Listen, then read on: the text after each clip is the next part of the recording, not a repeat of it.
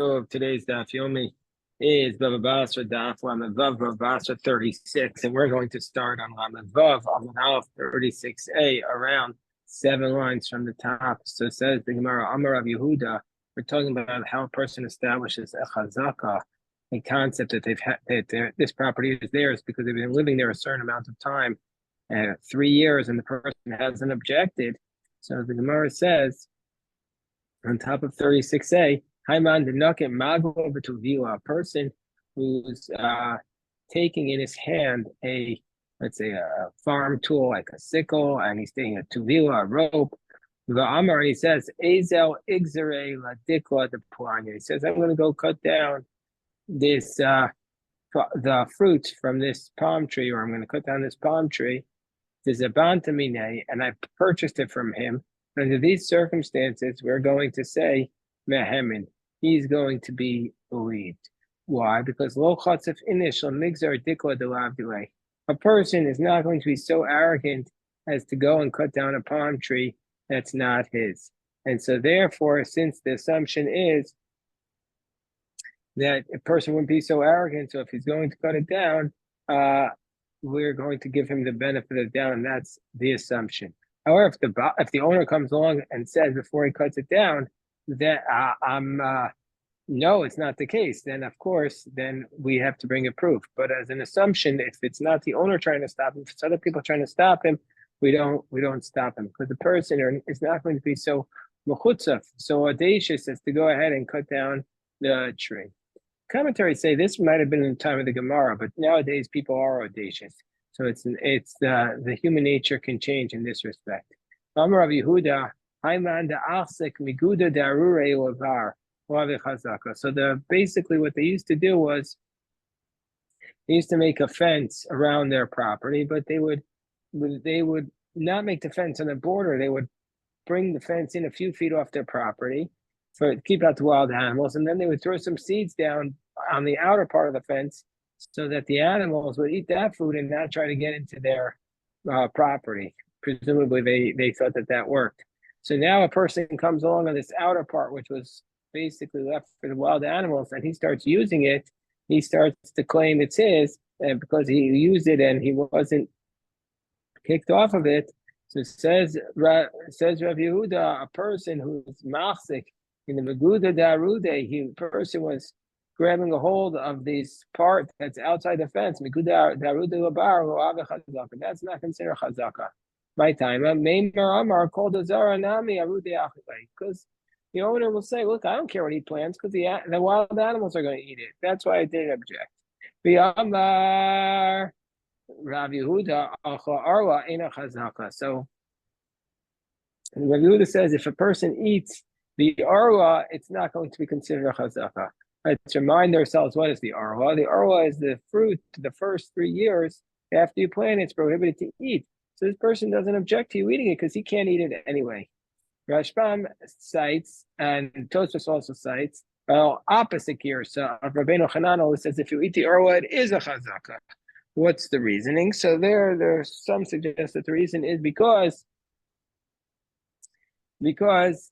there's other parts of the arwa that you could consume without it being prohibited, perhaps like the wood.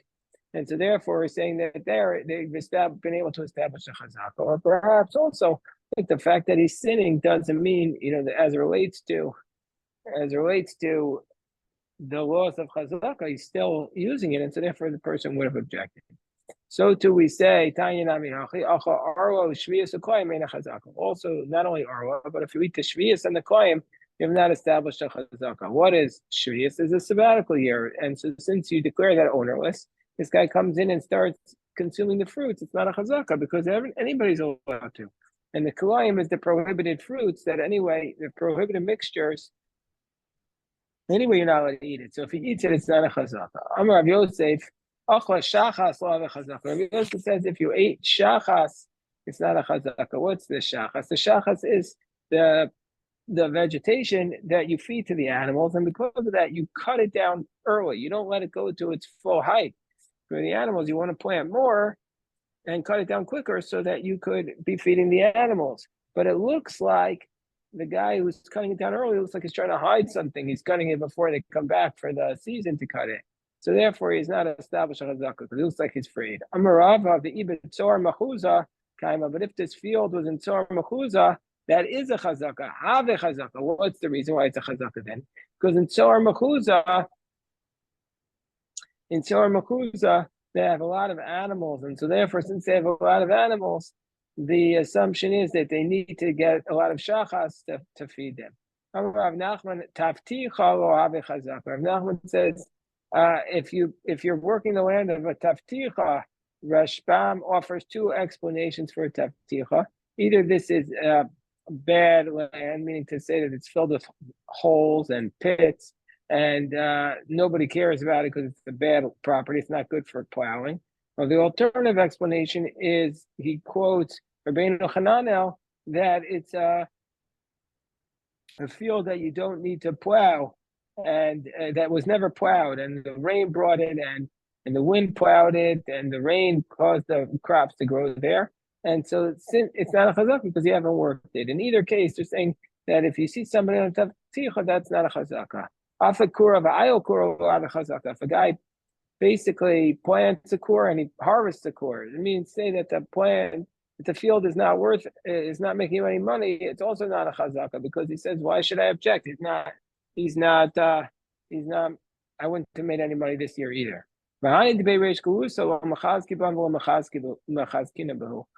the people of the Reish Galusa, if one of them grabs a hold of our field, that's not a chazaka. And the reason is because the reason why he didn't object is because he's the Reish Galusa. He's the force. He's the government. Good luck trying to get the government off your property. And also at the same time, if we grab a hold of one of their properties, that's not a chazaka. Why? Because the reason why they don't object is because they got billions of dollars. They don't care about us living in their little backyard. So the fact that they didn't object doesn't mean that they waived their rights to it. It said in our Mishnah that Avadim have a chazaka after 3 years. So the Gemara says, Avadim yeshlem chazaka. How could it be that slaves that you can establish a chazaka for an eved after for 3 years? But didn't we learn? Reish Lakish godros ein lem chazaka. Reish Lakish taught in ksuvos and in gittin that godros. What are these godros? Godros are the tzon. These are typically the sheep and anything that walks around walks around that you could say that on its own it went into a different house. Now, normally with metaltalin, with a movable object, you say the moment you have it, there's no that's a chazaka. The person wants to get away from that person needs to bring a proof. So the godros we're going to say are similar to the metaltalin in that they have no chazaka. But, says Rava, unlike the metaltalin, elam chazaka altar, that just the fact that you're holding the sheep in your possession doesn't prove it's yours. But if you have the sheep for 3 years, that's going to be considered to be a chazaka. The commentaries wonder why is after 3 years. Buy a land, we say 3 years. A person, remember we concluded at the beginning of Chazkas about them. Person doesn't keep his contract for more than 3 years, but you don't have a contract to a sheep. So that's a question. But why exactly they say 3 years for a sheep is considered chazaka. But initially speaking, ain't a land chazaka, and so too.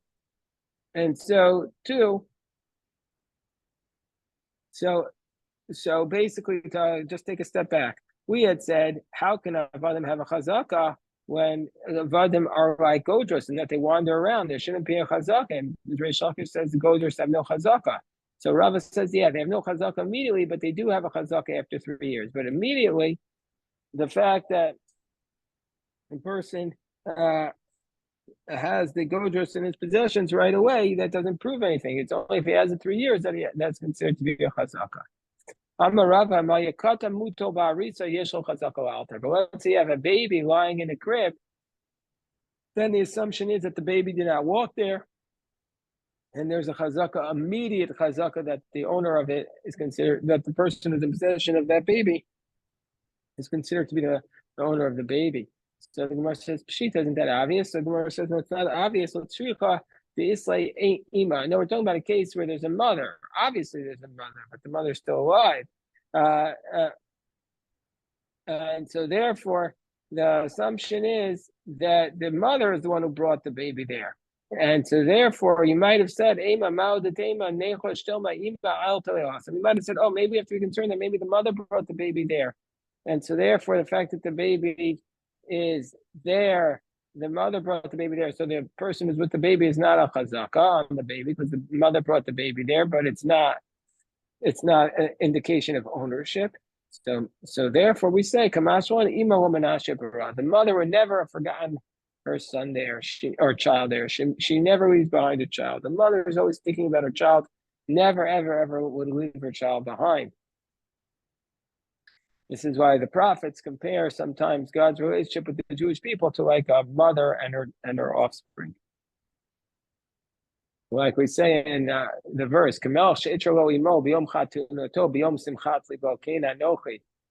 so too I, just like a king will crown his mother, just like a mother of a king will crown her son on the day of his wedding and the day of his rejoicing, so too I will come for you.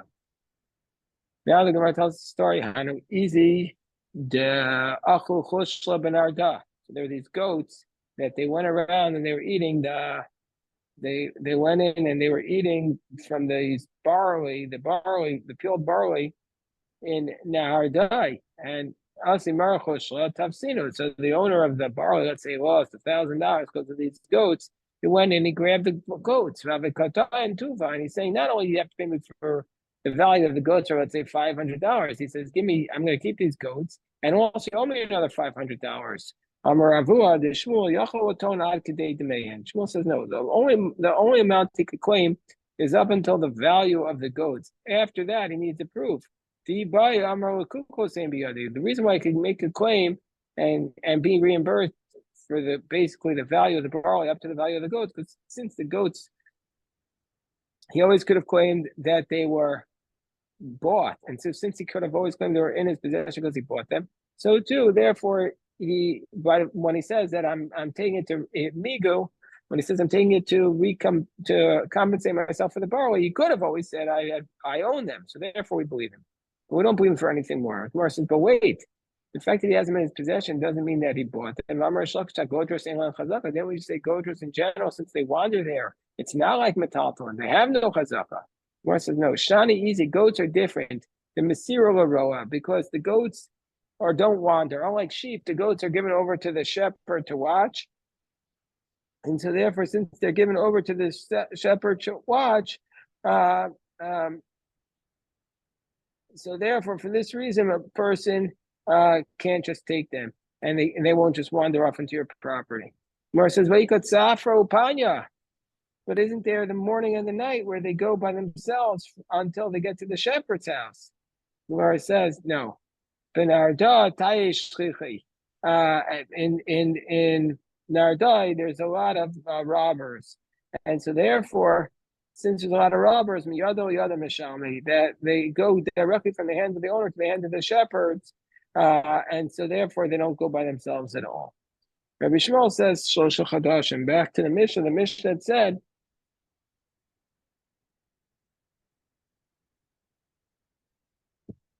the Mishnah had said that there's a chazaka established in 3 years. Rabbi Shmuel says you don't need a full 3 years. You just need 3 months at the end of the first year, 3 months at the beginning of the last year, and 12 months in the middle. So a total of 18 months. And Rabbi Yehuda says you just need 1 month at the end of the last year, 12 months in the middle, and 1 month at the beginning of the first year, a total of 14 months.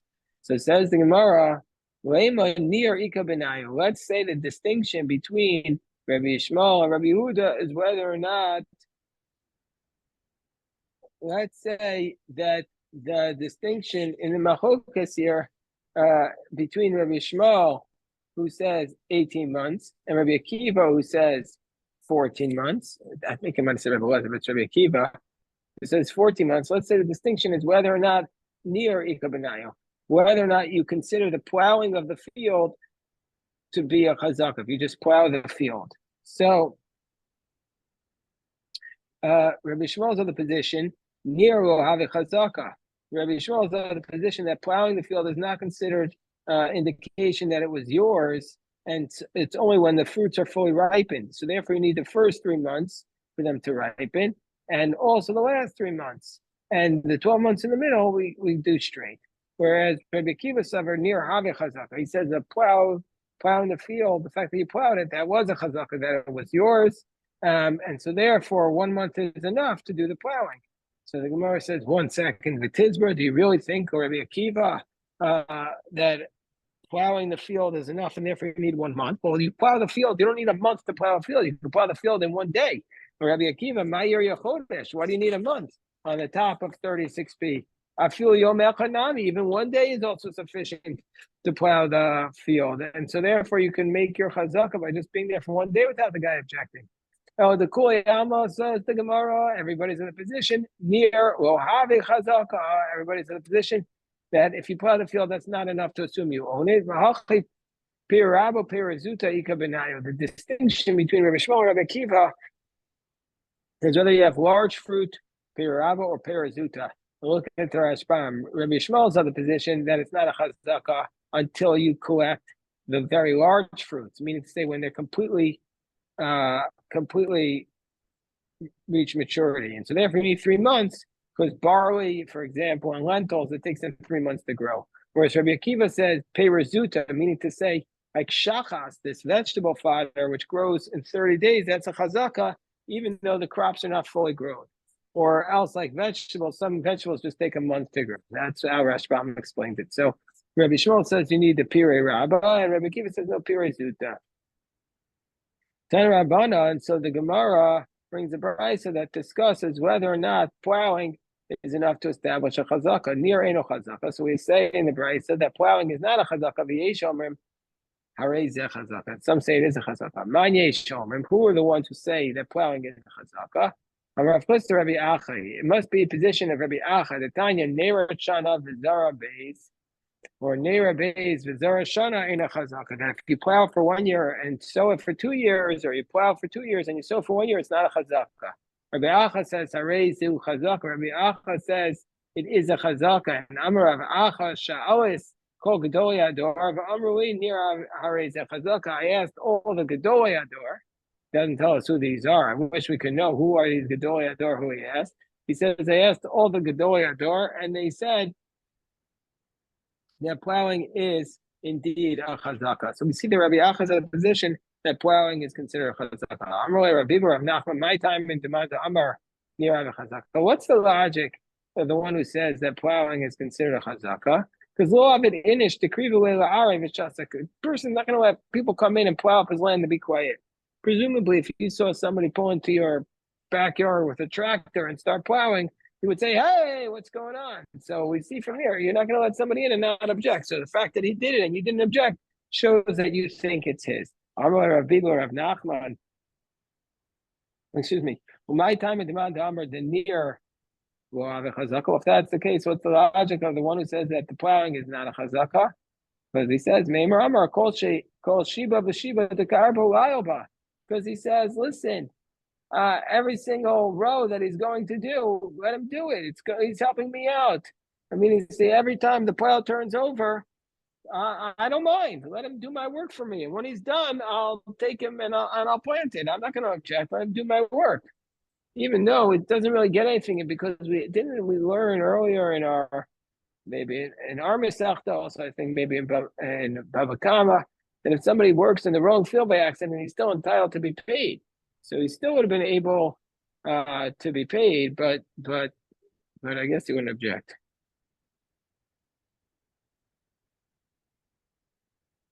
So Shalchu B'nei Pum Nehara, Rav Nachman bar Rav Chisda, Yomdenu Rabbeinu. So the B'nei Pum Nehara sent a message to Rav Nachman bar Rav Chisda. He said, teach us, Nir Ave Chazaka, Lo Ave Chazaka. Is the plowing considered to be a chazaka or not a chazaka? So Amaru, he said to them, Ravacha v'chol Gedolei Ador, Amar Nir Ave is a chazaka. He said, no, I already learned that plowing is a chazaka. Amar Rav Nachman bar Yitzchak, you're telling me what Rav Acha and all the Gedolei Ador, you counted up all the rabbis. You're just counting up rabbis. Is that how we paskin? We do a Google search. How many rabbis say this? How many rabbis say that? That's not how we determine halacha. That's not the answer. Rabbi Shmuel, Babel, Rabbi Shmuel, Rabbi Akiva, Eretz Yisrael. I mean, near Lo Ave Chazaka. Rav and Shmuel in Babylon, and Rabbi Shmuel, Rabbi Akiva and Eretz Yisrael, they both said plowing is not a chazaka. The plowing is not a chazaka, and so